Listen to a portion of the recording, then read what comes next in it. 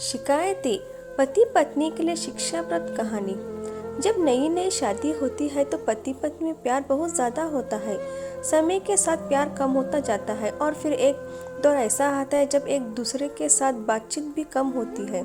ऐसे बिना कारण नहीं होता, इसके पीछे जो छोटे छोटे कारण जिम्मेदारी होती है उनके बारे में कोई ज़्यादा सोचता नहीं है। आज की कहानी आपको इन सब कारणों से आगाज कराएगी और सोचने पर मजबूर कर देगी, इसलिए इस कहानी को पूरा ज़रूर पढ़िएगा। पति पत्नी काफ़ी दिनों के बाद आज एक साथ बैठकर चाय पी रहे थे, क्योंकि आज उनकी शादी की 20वीं सालगिरह थी। पहले की तरह वो अब साथ में समय बिताते नहीं थे, ज़्यादा साथ में एक दूसरे के पास बैठते नहीं थे। पता नहीं इन कारणों से उन दोनों के बीच की दूरी बढ़ती ही जा रही थी। चाय पीते पीते पत्नी ने चुप्पी तोड़ते हुए कहा, मुझे आपसे बहुत कुछ कहना है, आपको बहुत कुछ बताना है, लेकिन अब हमारे पास एक दूसरे के लिए समय ही नहीं है। मैंने इस बारे में बहुत सोचा है और मैंने इस सिचुएशन से निपटने के लिए उपाय निकाला है। अगर आप राजी हो तो बताती हूँ। पति ने सिर हिलाकर हामी भरी। पत्नी ने टेबल के ड्रॉर से 2 डायरी निकाली और बोली, मैं यह 2 डायरी लेकर आई हूँ, एक आपके लिए और एक मेरे लिए।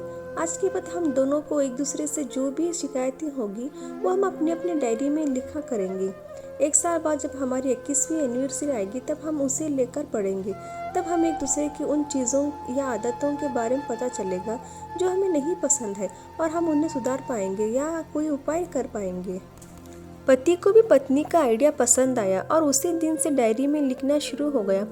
देखते ही देखते 1 वर्ष बीत गया और 21वीं एनिवर्सरी का दिन आ गया। पति पत्नी दोनों ही डाइनिंग टेबल पर बैठकर चाय पी रहे थे और पास में दोनों की अपनी अपनी डायरी रखी हुई थी, जो उन्होंने एक दूसरे के साथ बदल दी। चाय खत्म करके पहले पत्नी ने पति की डायरी पढ़ना शुरू की। उस डायरी में काफ़ी सारी शिकायतें थी, जैसे कि आज होटल में ले जाने के लिए वादा किया था लेकिन फिर भी नहीं लेकर गए। आज मेरे मायके से मेहमान आए थे, उनके साथ पति ने अच्छे से बात नहीं की। कितने महीनों के बाद आज मेरे लिए साड़ी लाई लेकिन पुरानी डिज़ाइन की। आज मेरे सीरियल देखने के समय पति ने चैनल बदल कर न्यूज़ चला दी।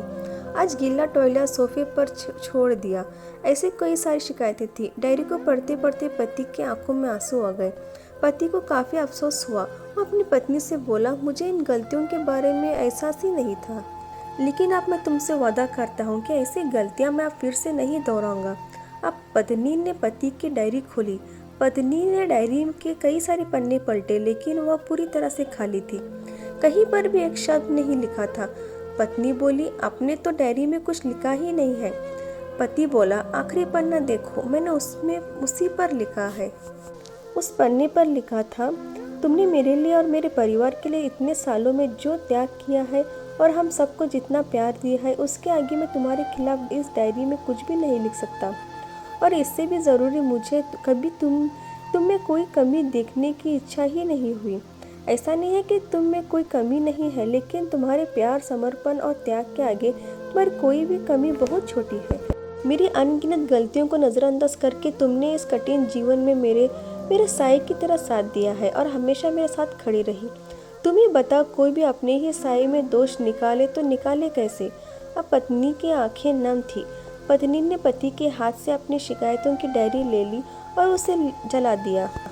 पति पत्नी का रिश्ता एक दूसरे पर विश्वास पर टिका होता है और उसी से वह मजबूत होता है। उम्र में एक दौर में पति पत्नी को एक बात अच्छे से समझ लेनी चाहिए कि एक दूसरे में गलतियां और कमियां निकालने के बजाय अगर यह याद रखा जाए कि उसके साथी ने उसके लिए कितना त्याग किया है, तो इससे उनका रिश्ता और भी ज़्यादा मजबूत होगा। Please subscribe.